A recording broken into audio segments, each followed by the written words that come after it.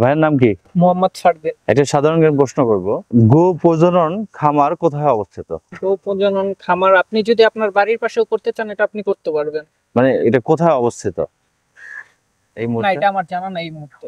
আচ্ছা, এটা হচ্ছে সাভার, ঢাকা।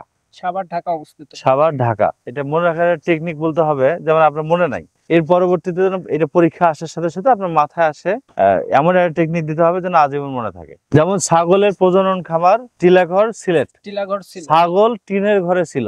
ছাগল টিনের মানে টিলাঘর, আর ছিল মানে সিলেট। এরকম গো প্রজনন খামার আপনাকে টেকনিক দিতে হবে যেন আজীবন মনে থাকে। সাভার, ঢাকা কিভাবে মনে রাখবো?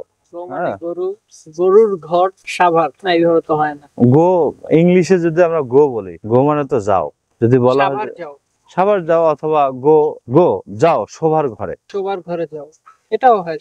শোবার ঘরে যাও, শোভার সাভার, হ্যাঁ শোবার সাভার, এভাবে হয়। ঠিক আছে, ঠিক আছে। আপনার কেমন লাগলো? হ্যাঁ, আপনারা ভালোই সবাই এগুলা মনে করেন, এগুলা তো সাধারণ জ্ঞান।